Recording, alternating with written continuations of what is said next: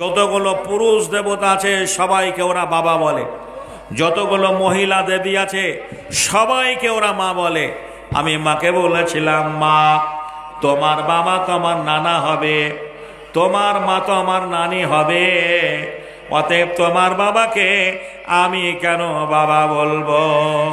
মা রেগে গেলেন।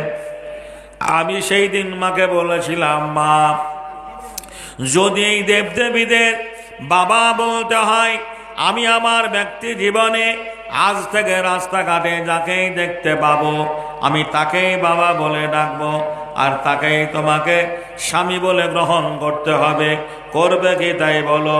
কোনো ছেলে যদি তার মাকে এহেন প্রশ্ন করে, বুঝতেই পারছে সে মায়ের মন মানসিকতা কেমন হবে। নিশ্চয় সে মা আদর আপ্যায়ন করে কোলে তুলে নেবে না। উগ্র মেজাজ নিয়ে মায়ের সঙ্গে কথোপকথন শুরু হয়ে গেল। মা কে বলেছিলেন, মায়ের প্রত্যুত্তরে কি জবাব দিয়েছি? মন্দিরের প্রথম কথা প্রভাত বেলায় পড়িয়াছিলাম একটি গীতা বই, প্রথম পৃষ্ঠা খুলতেই দেখি যুদ্ধের হইচই। মা বলল, চলো বাবা করে গিয়ে পুজো, তোমার পিতা আসলে বরে দেব যত মজো। আমি বলিলাম মায়ের তরে, ওগো মা শোনো, কোনটা তোমার আসল পিতা তাকে তুমি চেনো? রামকৃষ্ণ, শ্রীকৃষ্ণ, ব্রহ্মা মহেশ্বর, কার কে পিতামহ কে বড় ঈশ্বর? আমার কথা শুনে মা অবাক হয়ে নয় এদিক ওদিক চাইয়া দেখে কেউ কোথাও নাই। মা বলল, শোনো বাছা, শোনো পুত্র ধন, সবারই সবাই পিতা, সবাই ভগবান। আমি বলিলাম মায়ের তরে, ওগো মা তাই যদি হয় আমার পিতা তোমার স্বামী তোমারও পিতা হয়। মা বলল, আমার তোরে ওরে পাগলা ছেলে, ওসব কথা বললে পরে দেব তোরে জেলে। আমি বলিলাম মায়ের তরে, হব মুসলমান,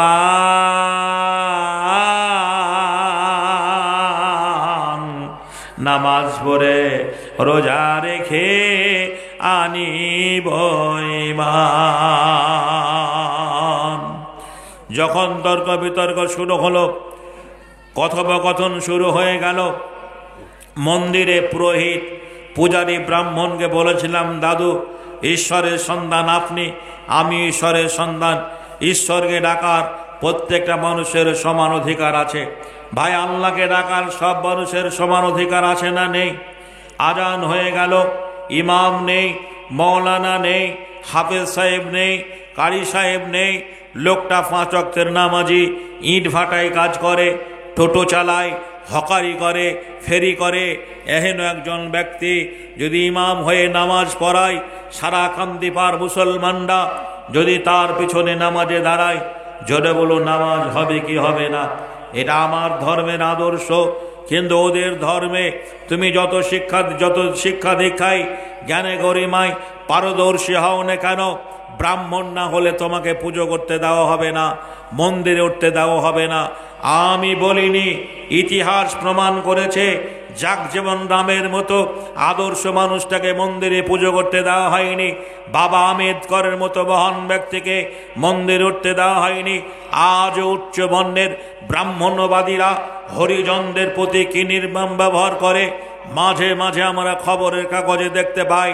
দেখা গেল না আমাকে ধর্মের বই পুস্তকগুলো পড়তে হবে। সেখানে চেতনা, চেতনার বিপ্লব, বিপ্লবী সমস্যার সমাধান করে।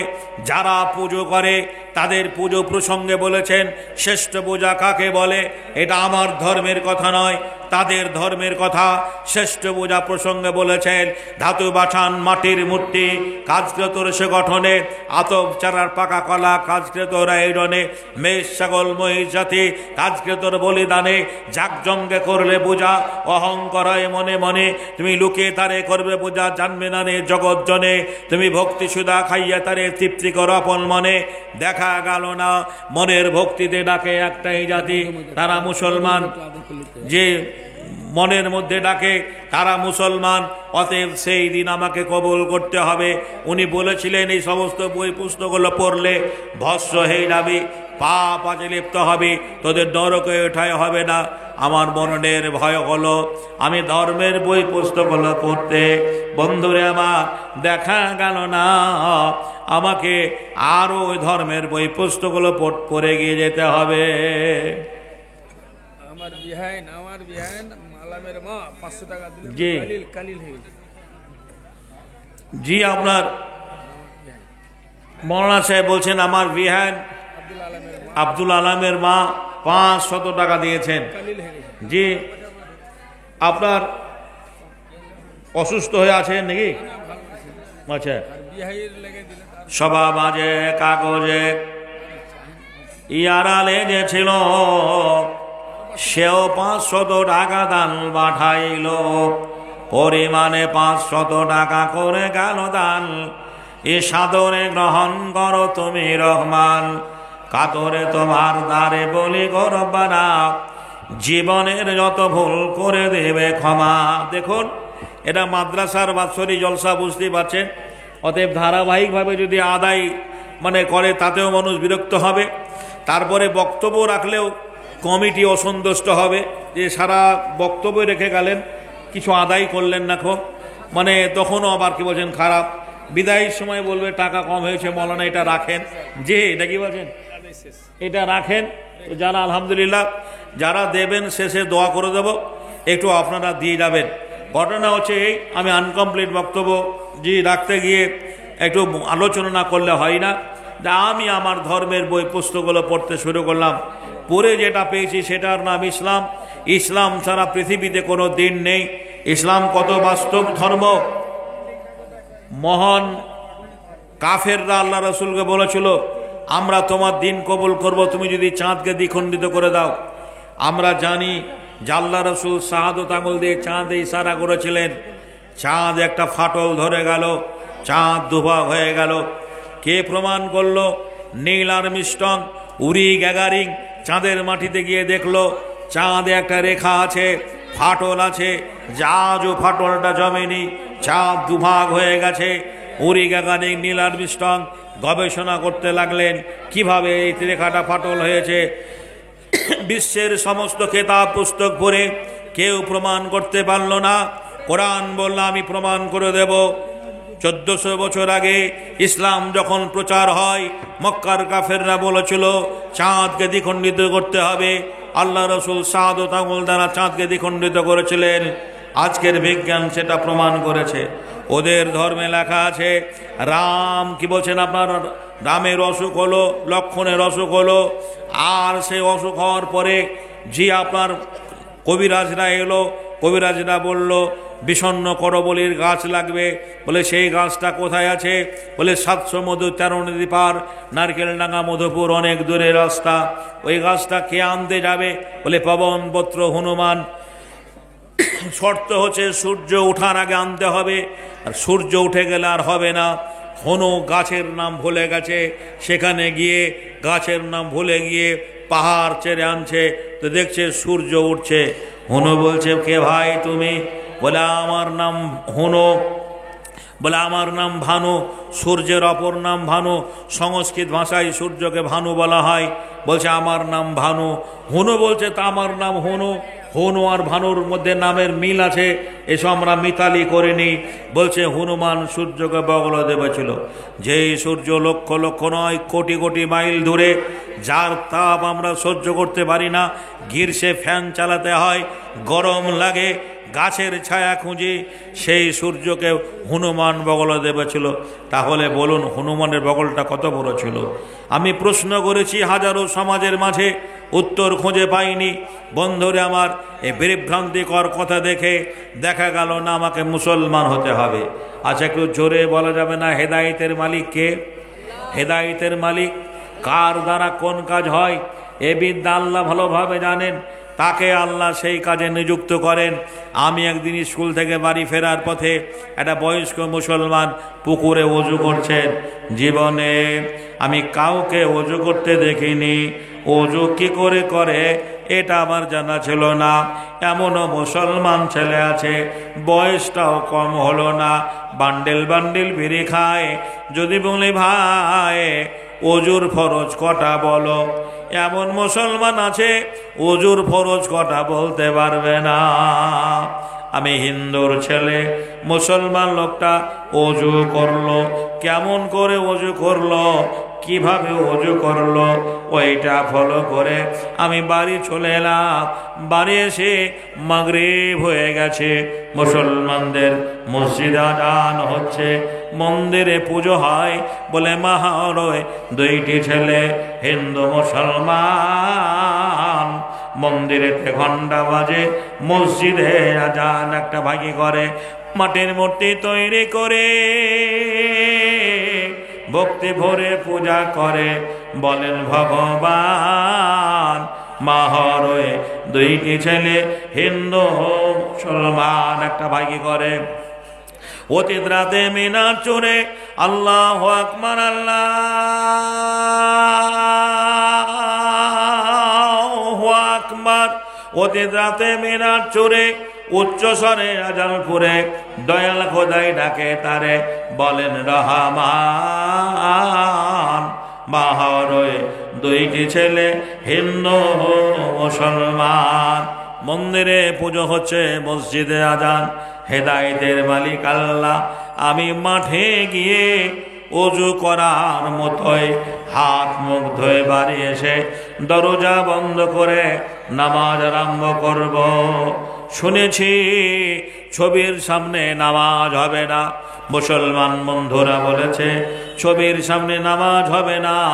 হাদিসে আছে, আল্লাহর নবী বলে গেছেন, যে বাড়িতে জীব জানোয়ারের ছবি থাকে সেই বাড়িতে রহমতের ফেরেশতা আসে না। আমরাও মুসলমান, আমাদের বাড়িতে কালী, দুর্গা, লক্ষ্মী, সরস্বতী, রাধা, কৃষ্ণ এই ছবিগুলো রয়েছে। এই ছবিগুলো মুসলমানদের বাড়িতে পাওয়া যাবে না।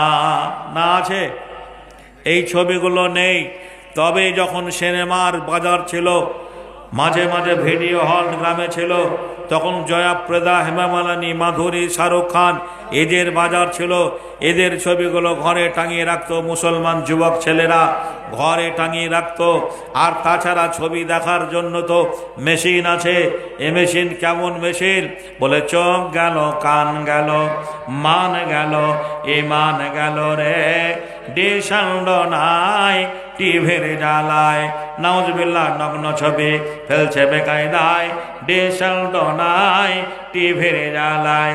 বড় সাহেবের বেবেরা সব বেশিয়ার দেখে, কসমেটিক আর লিপস্টিক ঠোঁটে মুখে মেখে, বেগম কোথায় নাচর জমায় সাহেবের নাই জানা, বলো ফিল্মে রঙিন আলোয় বাবু যে রাত কানা, ডিশান্ড নাই টিভির জ্বালায়, সিডির জ্বালায়। দুনিয়া পাগলা হয়ে গেছে। আজ মানুষ সিডি, টিভি বন্ধুরে আমার আর নেই, এসেছে মোবাইল। সুবহানাল্লাহ। আর সামনে দিকে কেউ কে বলছেন নজর করে না, শুধু এই দিকে নাকি বলছেন, শুধু এই দিকে। সুবহানাল্লাহ। ভাইজানের আমার, বন্ধুরে আমার, আমি ছবিগুলোকে উল্টে উল্টে বেমুখ করে সেদিন নামাজে দাঁড়িয়েছিলাম। আল্লাহকে বলেছিলাম, আল্লাহ গো, আয় রব্বুল আলামিন, আমি বেদিনের ছেলে, আমার নামাজকে তুমি কবুল করে নিও। আর কতকাল থাকিবে রে তোরা বেনামাজি হইয়া, পিছন দিকে চাইয়া দেখ তোদের বেলা গেল বইয়া। মুসলিম ঘরে জন্ম লয়ে নামাজি পড়লি না, ছোট থেকে বড়ই হলি মসজিদ চিনলি না, গায়ের জোরে সবই করলি ইমান আনলি না, পেটের জ্বালাই সবই খেলি হারাম হালাল বুঝলি না, মাহারালি মাফারালি কেঁদে কাউকে পেলি না, ছোট থেকে বড়ই হলি কোরআন হাদিস মানলি না। এই তো তোর আল্লাহর বান্দা, বলবে কি গিয়ে তারে, গোরের মাঝে আযাব হবে, কানবে বারে বারে, জেল খাটিয়ে ছাড়বে রে তোর, পাবি কত সাজা, পুলিশের হাতে পার হতে তুই দেখবি তাতে মজা, জাহান্নামী হবি রে তুই নামাজি পড়লি না। পবিত্র রমজান মাসে রোজা রাখলে না। আমি পরের দিন স্কুলে গেলাম, সহপাঠী মুসলমান ছেলেদের বললাম, ভাই তোরা যে নামাজ পড়িস ওই নামাজের কায়দাকরণ আমাকে শিখিয়ে দিতে হবে, জানিয়ে দিতে হবে। মুসলমানের ছেলেরা আমাকে বলেছিল, দেখ মিলন, আমরা মুসলমান বটে কিন্তু ঈদ একবার যাই, বকরিদ একবার যাই, সবাইরা করে, আমরাও তাই করি। আমি বেদিনের ছেলে, মুসলমানদের কাছ থেকে নামাজের কায়দাকরণ জানতে পারলাম না। একদিন বাংলায় একটা দিনিয়াত শিক্ষা বই চোখে পড়ল, আজও বইটা বাজারে কিনতে পাওয়া যায়। দিনিয়াত শিক্ষা বইটা আমি কিনে রাত্রিবেলায় পড়ে দেখছি আরবি ভাষায় লেখা আছে। তখন আমি বেদিনের ছেলে, আরবি পড়তে জানতাম না, ওই আরবিটা বাংলায় লেখা আছে, বিসমিল্লাহির রহমানির রহিম, আলহামদুলিল্লাহি রাব্বিল আলামিন, আর রহমান রহিম, মালিকি ইয়াউমিদ্দিন, ইয়াকা না'বুদু ওয়া ইয়াকা নাস্তাইন, ইহদিনাস সিরাতাল মুস্তাকিম। ওই আরবি ভাষা থেকে বইগুলো দেখে দেখতাম বাবা মা ঘুমিয়ে গেছে, ক্লাসের পড়াশোনা করার ফাঁকে রাতের অন্ধকারে চোর যেমনি চুরি করতে চলে যায় নির্জন নিরিবিলি জায়গায়, খোলা আকাশের নিচে, পুকুর পাড়ে, খেলার মাঠে, ফসলের জমিতে, আমি এইভাবে নামাজ আদায় করেছি, তবু আজও নামাজ ছেড়ে দেইনি। যে নামাজের জন্য বাবা মা আত্মীয় স্বজন সবাই পণ হয়ে গেছে। আমি ধরা পড়ে গেলাম। একদিন রাত্রিবেলায় নামাজ পড়ছি, আমার জানালা বন্ধ করতে ভুলে গেছি, দরজা বন্ধ করেছি। আমার কাকিমা জেঠিমা আমার নামাজ পড়া দেখে মাকে ধরে এনেছে, বলল, তোর ছেলে মুসলমানদের মতো ঘরে কি করছে দেখ।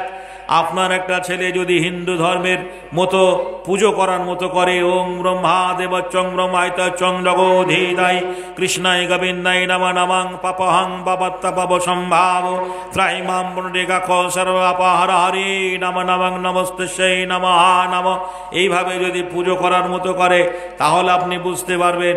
আর কোনো একটা অমুসলমানের ছেলে তার বাড়িতে যদি কোরআন পড়ে, বিসমিল্লাহির রহমানির রহিম, কুল আউযু বিরাব্বিন নাস মালিকিন নাস ইলাহিন নাস মিন শাররিল ওয়াসওয়াসিল খান্নাস, আমি বারবার প্রশ্ন করছি, বারবার পড়ছি। আমার মা রাত্রিবেলা দরজার সামনে এসে বলে, মিলন দরজাটা খোল। আমার ভয় হয়ে গেল, নামাজ শিক্ষা বইটা প্রথমত লুকিয়ে রাখলাম। দরজা খোলার পরে মা বলল, কোন বইটা পড়ছিলিস বের কর। মাকে বলেছি, মা কই না, তুমি ভুল শুনেছ। মা খোঁজাখুঁজি করতে লাগলো, নামাজ শিক্ষা বইটা পেয়ে গেল, লেখা আছে দিনিয়াত শিক্ষা, আরবি ভাষায় লেখা দেখে বলল, এটা তো মুসলমানদের বই, তো এই ব্যক্তি জীবনে কি এমন কাজে আসবে। ওই বইটা কেড়ে নিয়ে ছিঁড়ে ফেলে দিল। মাকে সেই দিন বলেছিলাম, মা তোমরা যাকে বলো স্বর্গ, মুসলমানেরা বলে জান্নাত, ওই স্বর্গ বা জান্নাত পেতে হলে এই বইটা আমল করলে স্বর্গ বা জান্নাত পাওয়া যাবে। মাটির প্রতিমাকে দেখে স্বর্গ বা জান্নাত পাওয়া যাবে না। যারা নিজেই দাঁড়াতে পারে না, যারা নিজেই খেতে পারে না, কুকুরে প্রসাদ খেলে পরে যে প্রসাদ তাড়াতে পারে না, কুকুরকে তাড়াতে পারে না, তারাকে হেদায়েত করতে পারে। জোরে বলুন, হেদায়েতের মালিক কে? হেদায়েতের মালিক হচ্ছে আল্লাহ। এভাবে আমার সংগ্রামী জীবন শুরু হলো।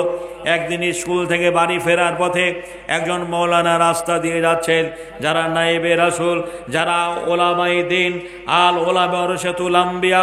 এখনকার আলেমরা তো বন্ধুরে আমার দাড়িটাও ছোট করে, তারপরে হাওয়াই শার্ট জামা মাঝে মাঝে পরে।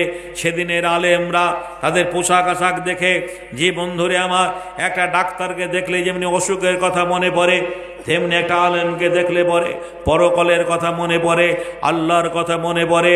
আমি আলেমকে দেখে সালাম দিয়ে বললাম, মৌলানা সাহেব, হিন্দুদের বাড়িতে নামাজ পড়া হবে কি হবে না? হিন্দু মুসলমান গায়ে লেখা নেই। আপনার আমাকে যে পোশাকে দেখছেন এমনি পোশাক তখন আমার ছিল না। আমি করলাম কি, জি আমি বললাম রব্বুল আলামিন সব নামাজ আমার বেকার হয়ে গেছে, বৃথা হয়ে গেছে। উনি বললেন ওরা পেচ্ছাপ করে পানি নেয় না, নাপাক অবস্থায় থাকে, বিভিন্ন রকমের দেবদেবীর পুজো হয়, ওদের বাড়িতে নামাজ না পড়াটাই ভালো। আমি বাড়িতে নামাজ পড়া বন্ধ করে দিলাম। দেখলাম না, আমাকে এভাবে লুকিয়ে লুকিয়ে নামাজ আদায় করতে হবে। ক্লাসের পড়াশোনা করার পরে রাতের অন্ধকারে চোর যেমনি চুরি করতে চলে যায়, আমি নির্জন নিরিবিলি জায়গায় খোলা আকাশের নিচে পুকুর পাড়ে খেলার মাঠে নামাজ আদায় করতে গিয়ে একদিন ধরা পড়ে গেলাম। পার্শ্ববর্তী গ্রামের একটা মুসলমান আমার নামাজ পড়া দেখে ফেলল, বলল তুমি তো হিন্দুর ছেলে, গতকালকে এই মাঠে এই জায়গায় তুমি নামাজ পড়েছিলে, তোমার মাথা কি খারাপ হয়ে গেছে? বললাম চাচা আমি অমুসলমান হলেও নামাজকে শ্রদ্ধা করি, নামাজকে ভালোবাসি। মুসলমান লোকটা কেঁদে ফেললো, বলল আমরা অনেক শান সূত্রে মুসলিম হয়েও 5 ওয়াক্ত নামাজ আমরা সময় দিতে পারিনি, শুক্রবার জুমায় যাই। আচ্ছা ঠিক না বেঠিক বলুন? শুক্রবারের দিন মসজিদে মুসল্লিতে জায়গা হয় না, নাকি বলছেন? গোটা মসজিদ ভরে যায়। শুক্রবারে যেভাবে আমরা নামাজ পড়ি অন্য ওক্তে সেইভাবে নামাজ আমরা পড়ি না। যদি অন্য ওক্তে সেইভাবে নামাজ পড়তাম তাহলে গ্রামে বেনামাজি থাকতো না, সবাই ইমানদার হয়ে যেত। কিন্তু শুক্রবারকে আমরা গুরুত্ব দিই, জুমার নামাজটাই পড়ি, বাদবাকি আমরা কোনো নামাজে গুরুত্ব দেই না। মুসলমান লোকটা বলল জুমার দিন একদিন যাই, ঈদ বকরিদে নামাজ পড়ি, তুমি একটা মুসলমানের ছেলে হয়ে আল্লাহর ভয়ে ভীত হয়ে জান্নাতের আশায় জাহান্নামের আগুন থেকে পরিত্রাণ পাওয়ার জন্য এত কষ্ট করে লুকিয়ে লুকিয়ে নামাজ পড়ো, কি বলে কৈফিয়ত দেব ভেবেই পাচ্ছি না। মুসলমান লোকটা আমাকে বাড়ি নিয়ে গেল, বলল তুমি আমার ছেলের মতো, সন্তানের মতো, যখন আজান হবে আমার বাড়িতে অজু করা পানি দেওয়া হবে, যাই নামাজ দেওয়া হবে, তুমি আমার বাড়িতে অজু করে নামাজ পড়ে চলে যাবে। সুবর্ণ সুযোগ এসে গেল, আমার জীবনে নামাজ আর কাজা হয় না। যখন আজান শুনি মুসলমান লোকটার বাড়িতে আমি জোহরের নামাজটা পড়ে আসি, আসরের নামাজটা পড়ে আসি, মগরিবের এশার নামাজটা পড়ে আসে। বাবু গো বলুন, একটা অমুসলমানের ছেলে মুসলিম মহল্লায় প্রতিদিন একটা মুসলমানদের বাড়িতে 5 বেলা যদি যাওয়া আসা করে, লোকে সমালোচনা করবে কি করবে না? যারা যেই প্রকৃতির লোক, যেই ধরনের লোক, সেইভাবে সমালোচনা শুরু হয়ে গেল। বললাম চাচা আপনাকে যদি কেউ জিজ্ঞাসা করে, জানতে চাই আপনি কি করবেন, বলো তাই তো কি করা যায়? আমি বললাম কতগুলো মুসলমান ছেলে মেয়েকে ঠিক করে দিন, আমি তাদের টিউশনি করাবো, প্রাইভেট পড়াবো। আমার নিয়াত ইন্নামাল আমালু বিন্নিয়াত, আমার উদ্দেশ্য আপনার বাড়ি নামাজ পড়ার জন্য আসা, কেউ যেন বুঝতে না পারে আমি এমনি কৌশল করে ব্যক্তি জীবনে তার বাড়িতে টানা 2 বছর নামাজ আদায় করেছিলাম। একদিন মুসলমান লোকটাকে বললাম চাচা আর আমি এই ধর্মে থাকবো না, আমি মুসলমান হয়ে যাব। উনি আমাকে বাধা দিয়ে বলেছিলেন তুমি পড়াশোনা করো, এগিয়ে চলো, সুদূর ভবিষ্যৎ নষ্ট করো না। আমার মরণের ভয় হলো। পথ দুর্ঘটনায় মুসলমান লোকটা রুজি রুটি করতে গিয়ে লরির সঙ্গে অ্যাক্সিডেন্ট হয়ে মারা গেল। ইন্না লিল্লাহি ওয়া ইন্না ইলাইহি রাজিউন। আপনারা এতগুলো মানুষ আজকে এখানে বসে রয়েছেন, কালকে কেউ আপনারা রসাকুয়া, কেউ হয়তো দোমোহনা, কেউ হয়তো কি বলছেন কিষানগঞ্জ, কেউ রায়গঞ্জ, বিভিন্ন জায়গায় কাজের সূত্রে আপনাদের ছুটাছুটি করতে হয়। লরিতে, ট্রাকে, বাসে কত মানুষ অ্যাক্সিডেন্ট হয়ে মারা যাচ্ছে আমরা দেখতে পাচ্ছি। আমাদের মধ্যে যে কেউ হারিয়ে যেতে পারে, আল্লাহ ভালো জানেন। মুসলমান লোকটা মারা গেল, আমি তার জানাজায় শরীক হলাম। ইসলাম ধর্মের সবচেয়ে আমাকে আদর্শ কনভিন্স করেছে, ভালো লেগেছে। আমার ফেলে আসা ধর্মের কেউ মারা গেলে পোশাক আশাক পরিবর্তন করা হয় না, ওরা যেভাবে মারা যায় শ্মশানে পুরি দেয়, গোসল দেওয়া হয় না। মুসলমানদের একটা গরিব মানুষ মারা গেলেও জীবনের শেষ মুহূর্তে তাকে গরম পানি করে গোসল দেওয়া হয়। জোরে বলুন হয় না? হয় না? তাকে আতর সুরমা লাগিয়ে আস্তে করে কবরে রাখে। আমি আদর্শটা ভালো ফলো করে আমি ইসলাম কবুল করতে বাধ্য হয়েছে। আমি মাটি দিয়ে বাড়ি এলাম। আমার মা বলল মিলন তুই কবরস্থানে গেছিলি। ওদের ধর্মে কেউ মারা গেলে শ্মশানে পুরি দেওয়ার সময় যদি চিতায় না জ্বলে তাকে বাঁশ দিয়ে পিটাই করা হয়, বাঁশ দিয়ে মারা হয়। বন্ধুরে আমার মা বলল, তুই মুসলমানদের কবরস্থানে গেছিলি, তাকে মাটি দিয়েছিস, তুমি কি করে জানলে? বলে, সমাজের কিছু মানুষ তোর বাবাকে শাসন করে গেল, তুই যদি গঙ্গা স্নান না করিস বাড়িতে উঠতে দেওয়া হবে না। মা আমাকে পাথিয়ে খরচ দিল, আমি পাথিয়ে খরচ নিয়ে গঙ্গা স্নানের নামে বেরিয়ে পড়লাম। পাশের গ্রামে ফুটবল টুর্নামেন্টে অন্ডের খেলা হচ্ছিল, সারাদিন বল খেলাধুলো করে সন্ধ্যায় ঘরে ফিরলাম। আমার নিয়াত আমল বিল নিয়াত, আমার নিয়াত আসরের নামাজটা কাজা আছে, মাগরিব পড়া হয়নি, এখন আজান হচ্ছে, গধূলি লগ্নে মন্দিরে পুজো হচ্ছে, আজানের শব্দ শোনা যাচ্ছে, আমি কোন একটা জায়গায় নির্জন নিরিবিলি জায়গায় নামাজটা পড়ে নেব। পৌষ মাসের কনকনে শীতে বাড়ি ফেরার পথে আমার একটা চাচাইতো বোন আমাকে দেখে হাও ভাও করে কাঁদতে লাগলো। বোনটাকে বললাম, কাঁদছিস কেন রে বোন, কি হয়েছে বল? বোনটা বলেছিল, দাদা স্বভাব তোর পূর্ণ হয়ে যাবে, আর দেরি করিস নে, বাড়িতে কেউ নেই, তোকে যারা দুনিয়া থেকে সরিয়ে দেবে তারা পাশের বাড়িতে নেশা করছে, মাংস দিয়ে মদ খাচ্ছে, তুই বাড়ি থেকে পালিয়ে যা। আপনারা ভুলে গেছেন MLMP হওয়ার জন্য নয়, রাষ্ট্রনায়ক হওয়ার জন্য নয়, সারা সার্বভৌমত্বে একত্ববাদের কথা মানুষের দরে পৌঁছে দেওয়ার জন্য যে দায়িত্ব আমার রাসূলকে দেওয়া হয়েছিল, সেই দায়িত্ব পালন করতে গিয়ে একদিন মক্কার কাফেররা রাসূলের বাড়িটা চারিদিক থেকে ঘেরাও করলো। নিজের বিছানায় হযরত আলীকে রেখে একটা চাদর চাপিয়ে দিয়ে গভীর রাত্রে সুড়ঙ্গ পথ ধরে আবু বকর দরজায় গিয়ে বলেছিলেন, আবু বকর চলো, আজ মক্কাবাসী ঘুমিয়ে গেছে, কেউ আজ জানতে পারবে না, আজ আমাদের মদিনায় চলে যেতে হবে। আল্লাহ রাসূল যে বছর হিজরত করেছিলেন, ইতিহাসের পাতায় তাকে হিজরত বলা হয়েছে। বুখারী হাদিসে রয়েছে, গারে সুর বলে একটা জায়গা আল্লাহ রাসূল আত্মগোপন করলেন, যেখানে বিষধর সাপে আবু বকর সিদ্দিককে দংশন করেছিল। ইতিহাসটা বড় লম্বা। বোনটাকে বললাম, পরনের একটা আমার খেলার গেঞ্জি, এই শীতের রাতে আমাকে জামা কাপড় গুলো এনে দে, আমি কাউকে চিনি না, কেউ আমাকে চেনে না, আমি কোথায় যাব বল? বারবার বলেছিল, দাদা তুই বাড়ি থেকে পালিয়ে যা। আমি গ্রাম ছাড়া হয়ে গেলাম, যে গ্রামে বড় হয়েছি, যারা আমার আপনজন তারা আমার পর হয়ে গেল। ওই তো আমার গ্রামের মানুষ আমাকে ধরার জন্য, তল্লাশি করার জন্য হই হল্লোর করে লোক বেরিয়ে আসছে। এখনই যদি রাস্তা দিয়ে যায়, রাগে বশীভূত হয়ে তারা মেরে দেবে। আল্লাহ আমার দ্বারা দিনের খেদমত করে নেবেন বলে আজও আল্লাহ আমাকে বাঁচিয়ে রেখেছিলেন। আমি একটা গাছে উঠে পড়লাম, এটা আপনাকে বাস্তব ঘটনা বলছি, আপনাকে কোনো বই পুস্তকে তুলে এনে মুখস্থবিদ্যা শোনাচ্ছি না। আমি সারা রাত গাছে কাটিয়ে দিলাম, কত শিশির কত কুয়াশা আমার উপর দিয়ে চলে গেল। ফজরের আজান ভেসে এলো, আসসালাতু খায়রু বিদান দাও। ওই তো মুসলমানদের মিনারে আজান, নামাজি মুসল্লিরা নামাজ পড়তে আসবে। আমি ভোরবেলায় গাছ থেকে নেমে মুসলমানদের গ্রামে মসজিদের দরজায় এসে বলেছিলাম, ওগো আমি একটা বেদিনের ছেলে, আপনাদের কাছে এসেছি আমি কালেমা পড়ার জন্য, আপনার আমাকে কালেমা পড়িয়ে মুসলমান করে নিন। মুসলমানদের দুটো দল হয়ে গেল, একটা দল হলো হিজবুল্লাহ, হিজবুল্লাহ দল মানে আল্লাহর দল, আর একটা দল হলো রাজনীতির দল। আল্লাহর লোকেরা বলল, আমরা লোকটাকে ছেলেটাকে মুসলমান করে নেব।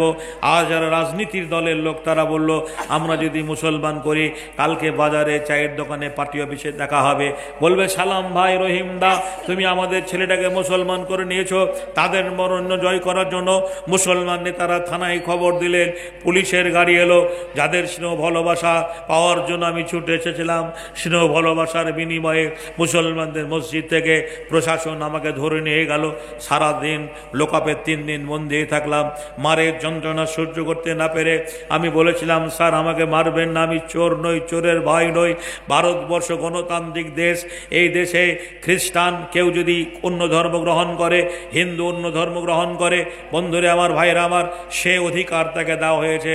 বর্তমান ভারতবর্ষে কেউ যদি অমুসলমান ইসলাম কবুল করে তাহলে তার প্রতি বাধা হবে, কিন্তু কোনো মুসলমান যদি অন্য ধর্ম গ্রহণ করে কোনো কিছু যায় আসে না। আমরা দেখতে পাচ্ছি হাজারো মুসলমানরা অন্য ধর্ম গ্রহণ করছে, খ্রিস্টান হয়ে যাচ্ছে, বৌদ্ধ হয়ে যাচ্ছে, কোনো রকমের অসুবিধা হয় না। কোনো বিধর্মী যদি ইসলামের পক্ষে কথা বলে, ইসলাম কবুল করে, তাকে দেশ ছাড়তে হবে। তার প্রমাণ ডাক্তার জাকির নায়েক সারা পৃথিবীতে একজন, কি বলছেন আজকের যুগে, বন্ধুরে আমার, জি আপনার কি বলছেন, কম্পিউটার বলা যেতে পারে, সেই মানুষটা ইসলামের পক্ষে কথা বলার জন্য তাকে এই দেশ ছেড়ে মালয়েশিয়ায় চলে যেতে হয়েছে। বন্ধুরে আমার, ভাইয়েরা আমার, আমি থানায় লোকাবে 3 দিন থাকার পরে ইসলামের যারা চরমতম শত্রু তারা আমার নামে কেস এফআইআর করলো। মুর্শিদাবাদ জেলার প্রাণকেন্দ্র বহরমপুর, আমি কারা জেলে 3 মাস সময় 90 দিন থাকলাম। 90টা দিন জেলে ছিলাম। আমার আত্মীয় স্বজন আপনজনেরা মাঝে মাঝে জেলখানায় দেখতে যেত। জেল সুপার বলেছিল, তুমি ভালো ছাত্র, সুদূর ভবিষ্যৎ নষ্ট করো না, তুমি তোমার ধর্মে ফিরে যাও। আমি বলেছিলাম, ভালো মন্দের মালিক আমার আল্লাহ, সারা জীবন যদি রেখে দেন তাও ভালো, কখনো কোনো দিন আর আমি আমার ধর্মে ফিরে যাব না। আমাকে কোর্টে উঠানো হলো। জজ বললেন, তুমি কেন মুসলমান হবে? মুসলমানরা কি লোভ দেখিয়েছে, প্রলোভন দিয়েছে? আমি বলেছিলাম, না স্যার, মুসলমানরা কেউ প্রলোভন দেয়নি, লোভ দেখায়নি। আমি কোনো মুসলিম মেয়ের প্রেমে পড়ে নয়, আমি স্বেচ্ছায় সুস্থ সবল মস্তিষ্কে আপন ইচ্ছায় ইসলাম কবুল করতে এসেছি। ভারতীয় সংবিধানের প্রতি আস্থা রেখে আমি ভারতবর্ষের সুনাগরিক হয়ে সরকার মহোদয়ের কাছ থেকে রেজলিউশন করে এফিডেভিট করে আমি হয়ে গেলাম আপনাদের ধর্মীয় ভাই। জোরে বলুন আলহামদুলিল্লাহ। ভাইজানেরা আমার, ভাইয়েরা আমার, আমি আমার ব্যক্তি জীবনে বাপের আমি একটাই ছেলে, আর আমার কোনো ভাই ছিল না। 2টো বোন, তাদের বিয়ে হয়ে গেছে। আজও বাবা মা আত্মীয় স্বজন আপন জনেরা বেঁচে আছে। শুধু ঈমান আনার জন্য সর্বস্ব সব কিছু পরিত্যাগ করে আমি ইসলাম কবুল করেছি। আপনাদের কাছে সার কথা হচ্ছে এটাই, আমি যদি একটা বেদিনের ছেলে হয়ে আমার পাশে দাঁড়িয়ে আছেন ভাইয়ের আমার আব্দুল ওদুদ, এই বেদিনের ছেলে সারা বাংলায় বক্তৃতা করতে গিয়ে আমার কাছে 17 জন ভাই ইসলাম কবুল করেছেন। রিসেন্টলি একজন এই লকডাউনের কি বলছেন 2 বছর লকডাউনের মাঝে আমার এলাকার একজন মুসলমান অমুসলমান ইসলাম কবুল করেছিলেন, সপরিবারে 2টো ছেলে আর স্ত্রী। আর সে বন্ধুরে আমার, আরএসএসের লোকেরা করোনা হয়েছে বলে বাড়ি থেকে উঠিয়ে নিয়ে গিয়ে মাঠে তাকে পেট্রোল ধরে পুড়িয়ে দেওয়া হয়েছে। বন্ধুরে আবার, ভারতবর্ষে মুসলমানদের ক্ষমতা নেই, সব ক্ষমতাই তাদের। তাই আমরা সেদিন ডুকরে ডুকরে কেঁদেছি। ছেলে 2টো আজও বেঁচে রয়েছে। আমরা এলাকার কিছু মুসলমানদের কাছ থেকে চাঁদা বর্তা তুলে এটা টোটো কিনে দেওয়ার ব্যবস্থা আগামী দিনে করেছি। বন্ধুরে আবার, ভাইয়েরা আবার, সারা বাংলায় বক্তৃতা করতে গিয়ে আমার কাছে 17 জন ভাই ইসলাম কবুল করেছেন, মুসলমান হয়েছেন। তার মধ্যে আব্দুল ওদুদ ভাইকে দেখতে পাচ্ছেন। আপনার জেলার মানুষ, এই জেলায় বাড়ি, ইসলাম কবুল করে কালেমা পড়ে মুসলমান হয়েছেন, সপরিবারে ছেলে মেয়ে সবকে নিয়ে। মগরিবের আগে, মগরিবের নামাজের পরে তাকে একটু সময় দেওয়া হয়েছিল, তখন লোকজন হয়তো ছিল না। উনি 2টো কথা আলোচনা করছিলেন আপনাদের সামনে। আমি আপনাদের কাছে যেটা বলতে যাচ্ছিলাম, সত্যই বড় কষ্ট হয়, দুঃখ লাগে।